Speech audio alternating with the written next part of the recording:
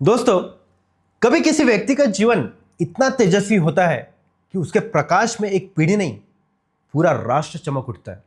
उन्होंने हथियार नहीं उठाए, लेकिन शब्दों की ताकत से साम्राज्य को हिला दिया। उन्होंने क्लासरूम बनाए, लेकिन उन क्लासरूम में सिर्फ विद्यार्थी नहीं, बल्कि भविष्य का भारत गढ़ा। वो शख्स थे मौलाना अबुल कलाम आजाद, भारत के स्वतंत्रता के विचारक और शिक्षा के सच्चे वास्तुकार। नमस्कार दोस्तों, मैं हेमंत हटाओ आप सभी का दिल से स्वागत करता हूं आज के एपिसोड में। ये एपिसोड आखिर तक जरूर देखिए और पसंद आए तो लाइक करें, शेयर करें और सब्सक्राइब जरूर कीजिए। तो चलिए अब ज्यादा वक्त बर्बाद न करते हुए शुरू करते हैं आज का एपिसोड। 11 नवंबर 1888, मक्का नगरी। धार्मिक माहौल में जन्मा यह बच्चा आगे चलकर भारत का बुद्धि सूर्य बनेगा, यह उस वक्त किसी को भी पता नहीं था। उनका पूरा नाम अबुल कलाम गुलाम मुहिउद्दीन अहमद बिन खैरुद्दीन अल आजादी। उनके वालिद मौलाना खैरुद्दीन बड़े इस्लामी विद्वान थे और बचपन में ही आजाद भारत आए कोलकाता में, और वहीं से उन्होंने अपने ज्ञान के सफर की शुरुआत की।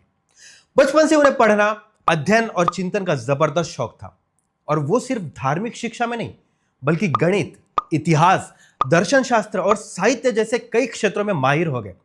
उन्हें मौलाना की उपाधि उनके ज्ञान को देखकर ही मिली। लेकिन मौलाना आजाद सिर्फ पढ़ाकू नहीं थे, वे एक विचारक थे, और उन्होंने ब्रिटिशों के खिलाफ लड़ने का हथियार शिक्षा और विचार इनको चुना। 1912 में उन्होंने अल हिलाल नाम का साप्ताहिक शुरू किया। इस अखबार में उन्होंने ब्रिटिश सत्ता के खिलाफ जोरदार आवाज उठाई और हिंदू मुस्लिम एकता का संदेश दिया। अल हिलाल इतना असरदार हुआ कि ब्रिटिश सरकार ने उस पर बैन लगा दिया, लेकिन आजाद नहीं रुके। उन्होंने अल बलाग नाम का दूसरा साप्ताहिक शुरू कर दिया, और धीरे धीरे वो महात्मा गांधी के करीबी सहयोगी बन गए। गांधी जी के साथ उन्होंने स्वतंत्रता संग्राम का नेतृत्व भी किया। 1923 में वो भारतीय राष्ट्रीय कांग्रेस के सबसे युवा अध्यक्ष बने, और 1940 से 1946 तक फिर से कांग्रेस अध्यक्ष बनकर उन्होंने देश का नेतृत्व किया। दोस्तों, वो हमेशा कहते थे कि धर्म लोगों को बांटने के लिए नहीं, बल्कि जोड़ने के लिए है। उनकी आवाज एकता की आवाज थी।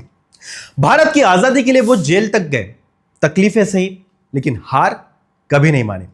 आजादी के बाद 1947 में जब नया भारत खड़ा हुआ, तो पंडित नेहरू ने उन पर सबसे बड़ी जिम्मेदारी सौंपी, भारत के पहले शिक्षा मंत्री। और फिर शुरू हुआ शिक्षा क्रांति का दौर। उन्होंने IITs, UGC और कई शैक्षणिक संस्थाएं स्थापित की, और उन्होंने सभी के लिए मुफ्त और अनिवार्य प्राथमिक शिक्षा का नीति प्रस्ताव रखा। और आज जिस शिक्षा व्यवस्था पर हम खड़े हैं, वो उनकी दूरदर्शिता की वजह से संभव हुई है। उनका विचार इतना गहरा था कि आज की युवा पीढ़ी को भी दिशा देता है। और वो कहते थे कि शिक्षा सिर्फ ज्ञान देने के लिए नहीं, इंसान को आजादी देने के लिए।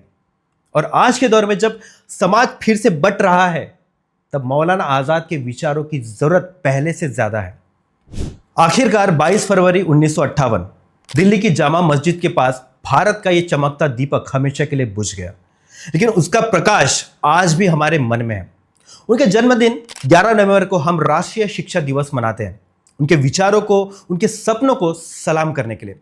और आज जब हम शिक्षा लेकर अपने पैरों पर खड़े होते हैं, विचार करते हैं, तो उस हर विचारों में, ज्ञान के हर कण में मौलाना आजाद की सीख छुपी हुई होती है। तो इस महान व्यक्ति को मेरी और आप सभी की तरफ से जय हिंद। तो दोस्तों, कैसी लगी आज की जानकारी? जरूर पसंद आई है ना? तो अब याद से हमारे चैनल को सब्सक्राइब कर दें, ताकि ऐसी नई नई जानकारी आप तक पहुंचते रहे। और लाइक करें, शेयर करें और कमेंट करना बिल्कुल ना भूलें। चलिए फिर मिलेंगे अगले एपिसोड में। तब तक कि आप कुछ ना कुछ पढ़ते रहिए, क्योंकि पढ़ोगे तो बढ़ोगे।